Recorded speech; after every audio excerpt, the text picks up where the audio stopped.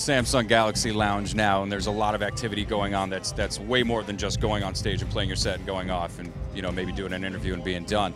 How do you get to it? I mean, this is really nice here. They've got it dialed in. You've got antlers on typewriters. You know, you really can't ask for anything more. Girls walking around with s'mores. You know, it's a beautiful thing.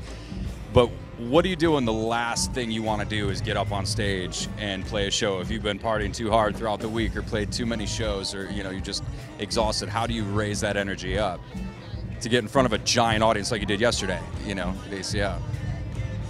It's a good question, man.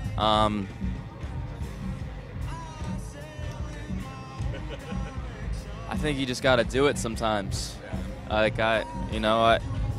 What helps me, because we're at that point in the tour where, like, we've been touring since January, and it's starting to feel kind of like Groundhog's Day sometimes. And so, in order to, like, really stay connected to what we're playing, it's like I had to kind of do some work and, like, really try to connect to everything again recently.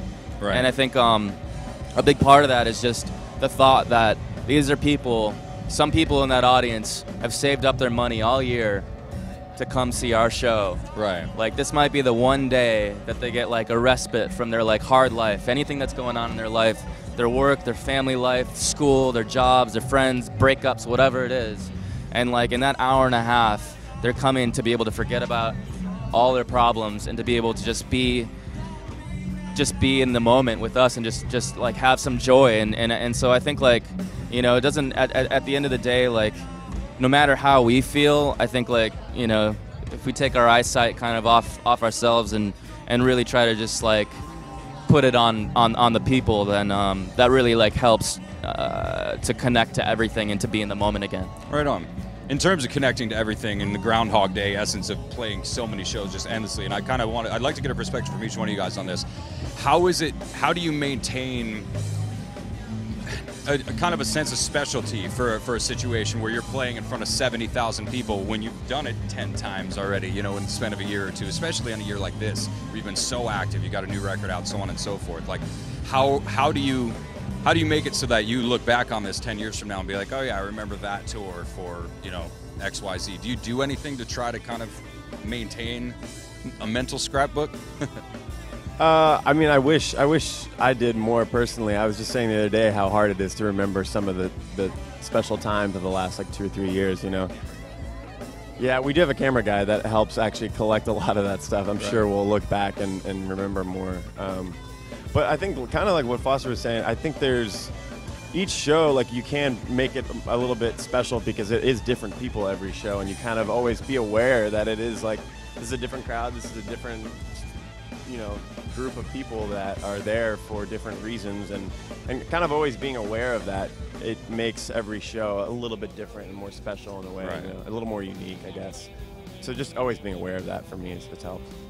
Like, and also, like, this guy and another guy in our band, Sean, both have, like, these immaculate memories to where, like, they'll be like, oh yeah, no, like, this happened, we ate at this restaurant in this town, and we played this show, and remember when that girl, like, jumped up on stage and did that crazy thing, whatever. Like, they remember all of it, so, like, half the time I'm just like, what, really? Really? I said that? Quirky little things I feel like happen every now and again. Like, even yesterday, those two girls somehow, quirky little things every now and again. Like, yesterday, two girls jumped up, somehow made it halfway up the stage and started prancing around, and then I jump kicked them. And then Foster. Way to go, ACL security. Yeah, somehow, I don't know if these girls were taking steroids or something, but they somehow mauled past security and then started, like, Austin girls are kind of fit. hinting at stripping, but then they ended up not stripping. But the security let them kind of go crazy for, like, a whole song or something. But yeah, keep it weird. But so quirky little things like that. I mean, they kind of add up, whether you're in Sao Paulo or Austin, Texas, or It's sure as hell weird. I'll definitely give you that. All right, guys, I don't want to keep you, but I've got one more question for you. It might be a little off the beaten path. How do you handle, or not even how do you handle, does bad press, negative reviews, so on and so forth, does that affect your world at all? I mean, whether it be from the publicity end or just the general sense of your direction as a band? Yeah, I read stuff. Like I've gone back and forth between reading stuff and not reading stuff, and some of it kind of informs. Some of it's like really, if there's a bad review but it's well written and like you can see the points in it, like I'm like, okay, cool, like I appreciate that. But then there's certain reviews where you can kind of tell just from the start that the writer didn't like you from the beginning, and then they just wanted to drag you through the coals. And I started making a list. I found this great website called, I forget what I think maybe it's called like shitsenders.com or something.